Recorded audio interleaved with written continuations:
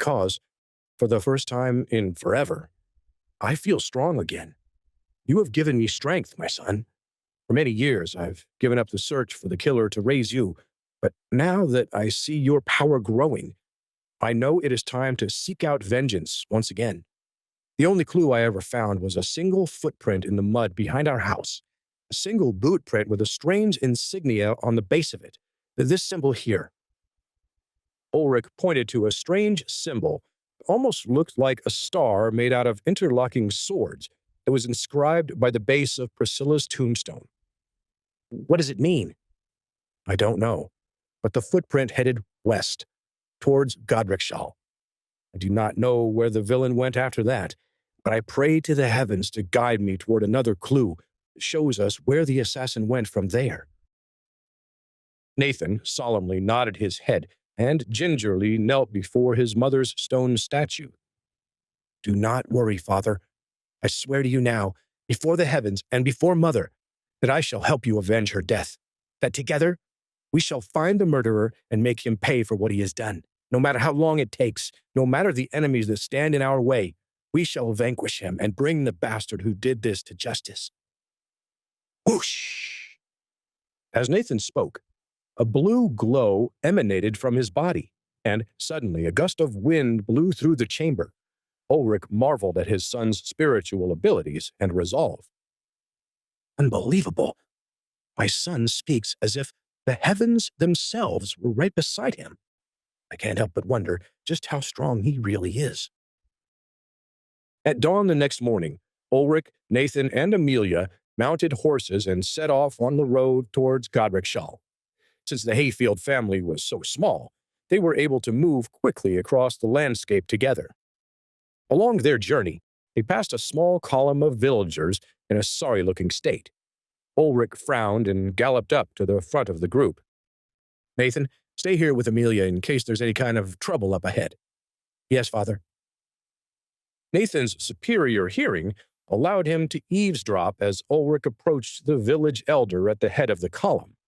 Nathan's eyesight helped him see that the man had a long gray beard. The rest of the man's face was covered in soot and blood. Ulrich spoke to the man without fear, only empathy. Good day to you, traveler. I wish to speak with you. Another lord on a horse. What do you wish to take from us now? Our soot-covered clothes? There is nothing left to steal. Be gone. What is the meaning of this, sir? What happened to you all? What happened? What always happens. Our lords in Godricshall demanded more wool from our sheepherds than was possible for us to shear. But does his lordship check to see the state of our village's shepherds, or give us medicine to treat our sicker calves? No. He only demands more from us, year after year, until, finally, this year, we could not meet his demands. What barbarity is this? Did your lord attack his own people? He did not invite us over for a flagon of ale, if that's what you're wondering. No, of course, he attacked us, sent in his personal guard to burn down our homes and slaughter our sheep. We have few of us made it out with our lives. Heavens bless you. This is awful. You must petition Duke Godrichson at once. He will set this straight. As if the Duke cared at all. Our lord is not some lowly noble. He has the Duke's ear and is untouchable to us. No, we flee to the mountains for now. At least there, he will not come for us. Ulrich frowned at this disturbing news and pulled a coin purse from his side. Here, it's not much, but it's something. It'll get your people food and clothes for the winter at least. You all have been deeply wronged, and for that, I am sorry. Thank you for your coin, good sir. Perhaps if more nobles took note of the common folk, we would not be in this situation. Yes, but I must ask you, who is your lord? As a noble yourself, you must know him well. The scoundrel that raised his own village for fun is none other than the High Lord Raven himself. Ulrich fumed as he begged his leave and returned to his children. Nathan acted as if he had not heard the entire conversation, but inside his mind, He plotted all the ways he'd make House Raven pay for all their misdeeds.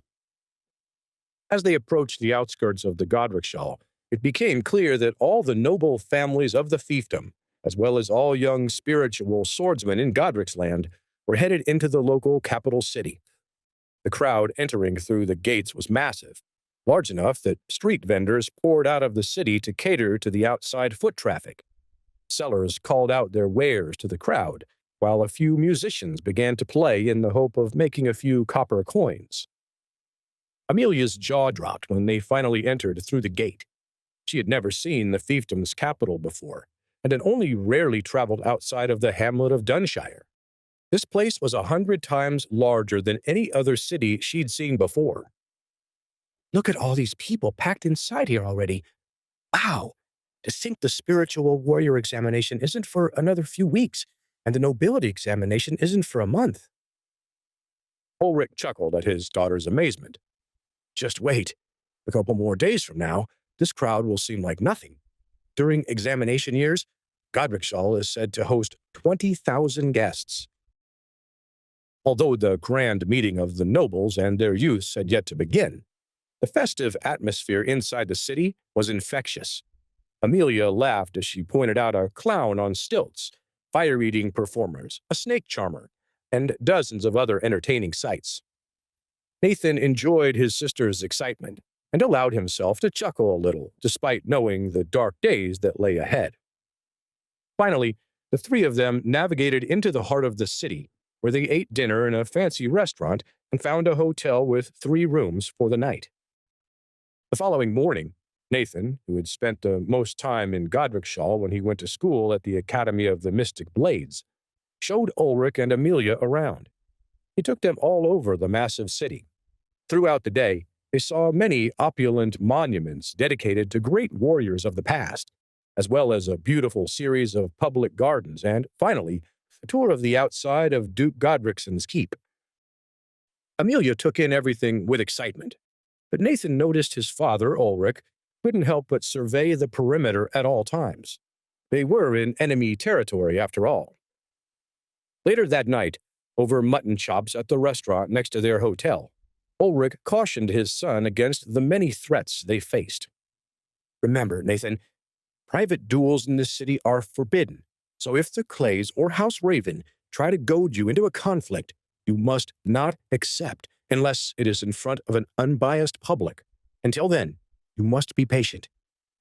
Yes, Father, I understand. If I am goaded, as you say, I will only draw my knife if a deal has been made to settle the matter as a public duel. I will not engage them otherwise. Good, good. I feel our enemy's eyes are on us, even now, perhaps. Across the street from the hotel, Lord Byrum Clay's brother, Goldenaxe, watched them from the shadows. His hand gripped the axe handle on his shoulder as he approached the hotel, but before he could enter the building, a troop of Godricshall guards marched past. Goldenaxe sighed and thought better of openly engaging his sworn enemies. Instead, he leaped onto a nearby rooftop and raced across town as fast as he could. Please subscribe to the Pocket FM YouTube channel and press the bell icon for instant notification. Check out our channel for more such exciting shows.